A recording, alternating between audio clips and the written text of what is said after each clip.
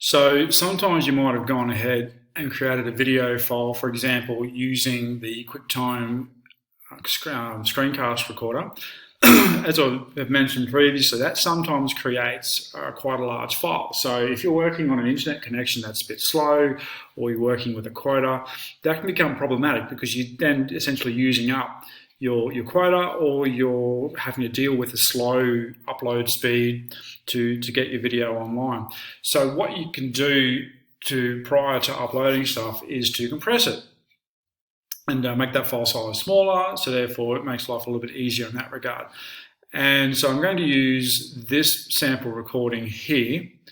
I'm going to use some software called Any Video Converter. There are other ways of doing this. This is just the way that I use and I find works most consistently.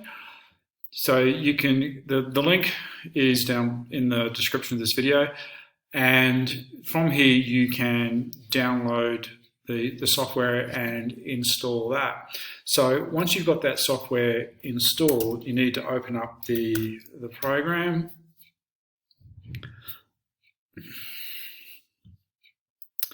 And you just simply need to, it's tucked away behind there, that's annoying, get out of the way. All right, there we go. So you just need to drag and drop your file onto the window there. You need to select a profile. So typically you'll use the video settings here. And given that the majority of your stuff's probably going to go to either YouTube or Google Drive, you probably want to use the YouTube settings. There you can sort of experiment a bit and try some of the others.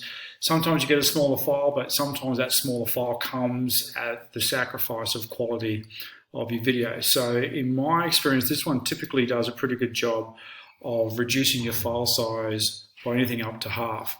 So just to get, I guess, get a before and after, let's have a look at what that's only 8 meg. It's a tiny file for sure, but we'll use it. Now here you can edit the name of your output. All right, you can change some of the settings. So if you sort of know a little bit about codecs and settings and all the rest of it, you can go ahead and play around with those.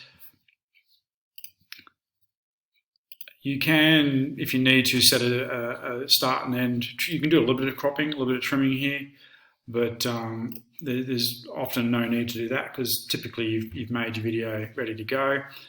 So you select your profile, and then you need to choose where you want the output to be saved. So the converted file that you're going to get, it's a non-destructive compression. So you get to keep your original file and you get the new one as well. So work out where you want to put it and hit the convert now button. The longer the video, the longer it's going to take to convert. Right, so that's finished because it was a small file. So here's my output, and we'll remember that the original was 8 meg, we've got that down to 2. All right. So that's, as I've said before, one of the disadvantages of an MOV file format. It tends to make very large files. And that is Any Video Converter, compressing files. Have fun.